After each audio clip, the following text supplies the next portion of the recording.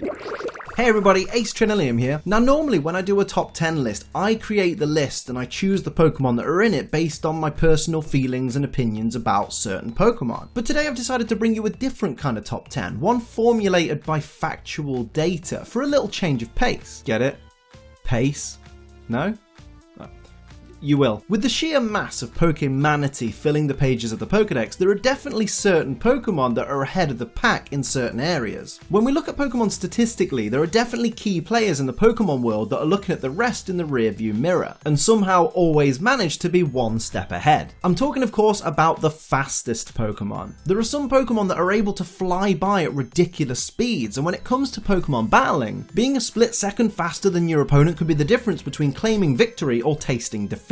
Today I'm going to be counting down the fastest Pokemon known to date, although I've chosen not to include legendaries or mega forms. The reason being is that I want to look at the kind of Pokemon that any everyday person could realistically have in the Pokemon world. And as we know from the games and anime, legendaries are supposed to be the stuff of legends, give or take a few exceptions, and mega evolutions are Pokemon that only the most accomplished trainers are supposed to be able to call upon. The speed stats determining the placement of Pokemon on this list have all come from Cerebi.net, so if you think any are wrong, take it up with Joe, not me. But without further ado, here are the top 10 fastest Pokemon. Excluding legendaries or megaforms. Number 10. First up, we have a trio of Pokemon all vying for 10th place. Way to aim high, lads. At first glance, two of these Pokemon make sense, but one of them I found to be quite surprising. I'll let you guess which one. At number 10, we have Sceptile, Alakazam, and Dugtrio, all with a base speed stat of 120. Yeah. Dugtrio. Let's talk about Sceptile first, since it's a starter Pokemon and it's very much loved by the Pokemon community. And in fact, it's one of only 2 starter Pokemon that feature on this list, just missing out on the title of fastest starter Pokemon by 2 points. Based roughly on leaf-tailed geckos and other reptilian creatures, it's famed in the Pokedex for being unmatched in jungle combat, able to use its agility to leap from tree to tree in order to attack foes from above or even behind. Alakazam is another Pokemon we all kind of expected to be fast. A Pokemon with telekinetic powers isn't something you'd expect to be a real slouch, and in fact with an IQ of 5,000 you'd imagine Alakazam doesn't even need to exert energy to move around in a blink of an eye. One would assume Alakazam just focuses its psychic powers to telekinetically float itself around wherever it wants to go and however fast it wants to go. The wild card in the 120 base speed trio is incidentally made up of a trio of Pokemon, Dugtrio. 3 Diglett form from 1 to become Dugtrio, and an idea behind its surprising speed is the way it burrows. According to the Pokedex, each head moves alternately, which says to me that each of the 3 heads doing the work of 1 Diglett each is not surprisingly able to propel the entire Dugtrio through the ground at a much more efficient rate. I do still wonder what the underneath of Dugtrio is like, but a Google search took me to some really dark places. Number 9.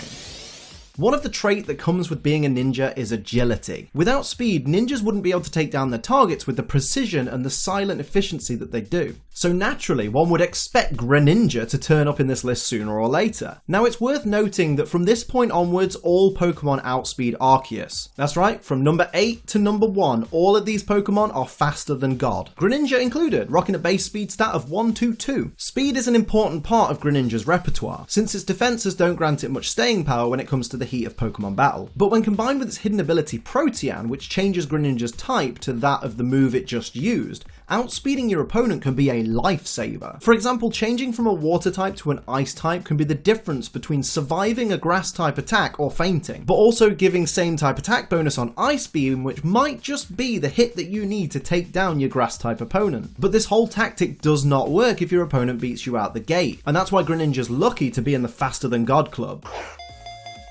Number 8. With just 1 speed point ahead of Greninja, my girl Noivern rocks up with a base speed stat of 123. I don't know why I always say my girl Noivern, like, I think I just always assume it's gender. Anyway, Noivern, much like Greninja, is your quintessential glass cannon. It can hit hard and leave opponents in the dust. But if its opponent survives the hit, Noivern needs to get out of dodge real fast. Moves like Air Slash, which have a chance to flinch your opponent, can be, and in my experience have been, absolute godsends for this Pokemon. But with its 4 times weakness to ice, it's only a matter of time before something slips through Noivern's clutches and ice beams it down to earth. Even so, I can't discount the fact that Noivern is a beautiful Pokemon, even if it's not always on the field long enough for us to truly admire it. Number 7. Just the tiniest little smidge above Noivern is the tiniest little Ribombee, the Alolan bug and fairy Pokemon. This little pollen puffing Pokemon powers in at a remarkable 124 base speed. While it is a very fragile Pokemon, its signature move is incredibly useful. Pollen Puff can be used as a 90 base power bug type special attack against enemies, or it can be used on an ally to heal up to 50% of that ally's HP. What an incredible thing in an incredibly tiny package. Bet some of you have heard that before, haven't you? Number 6. Well, this might be the oddest couple I've seen so far. Hanging out at number 6 with a base speed stat of 125 is Swellow and Weavile. Not exactly a match made in heaven. Although Swellow is obviously based on a swallow, give you 10 guesses as to how I worked that one out, swallows themselves aren't really known for their speed, whereas Swellow is quite comfortably able to outspeed flying monsters such as Tornadus or Mega Salamence. In Generation 7, Swellow fans were given a special treat they'd long since been waiting for, a base power buff of 25 points to its special attack. Really, Game Freak? As for Weavile, its inspiration is drawn from the Kamaitachi, which are basically demon weasels in yokai terms. And weasels in reality are known for being sneaky fast and that little bit devious, which adds to the dark typing of Weavile. Whilst it's another Pokemon that boasts a 4 times weakness, this time to fighting, a focus-sashed Weavile is not a weakling to be taken lightly, since it comes equipped with a terrifying attack stat. Number 5.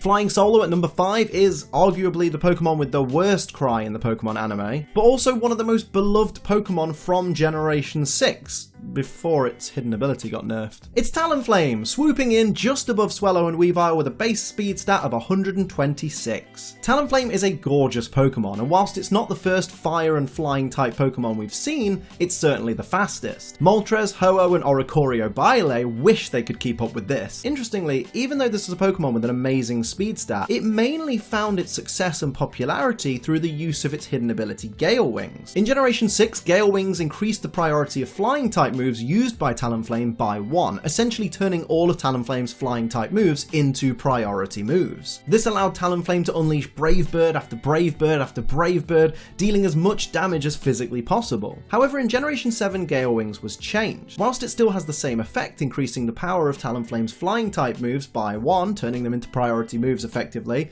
it only takes effect if Talonflame has full HP, which given the state of Talonflame's defenses, it's a very difficult task to keep up, especially when Talonflame's most effective move, Brave Bird, is a move that has recoil damage, and not just some little recoil damage. 1/3 of all the damage done to the opponent is done to Talonflame with recoil. Unless your opponent's going to kindly wait for a couple of turns for you to roost back up to full health before then attacking you again, Talonflame's pretty much extinguished on the first or second turn these days.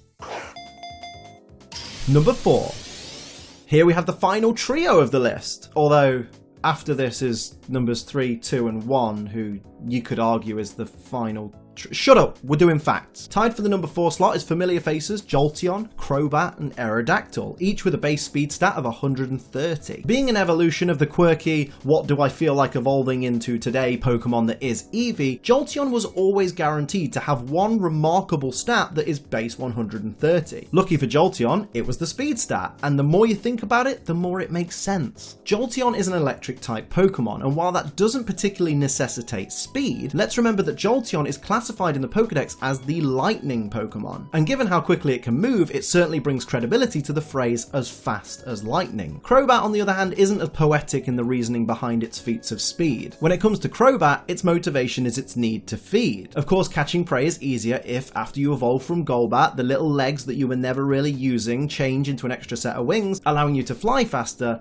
glide better, and therefore silently catch prey before they can even swallow their fear. I do find it a bit weird that Crobat's design and Pokedex information all revolves around it hunting for prey in the wild, when it evolves from Golbat through friendship with a trainer. But in the wild, Golbat wouldn't have a trainer and wouldn't be able to evolve into Crobat, so how can wild Crobat exist? Finally, we have the potential ancestor to most, if not all, of the flying type Pokemon, Aerodactyl. With a prefix like aero in its name, you would expect this thing to be able to fly like the wind. Granted, being a rock type Pokemon surely wouldn't be that aerodynamic, because surely that thing's really heavy. Oh wait, no.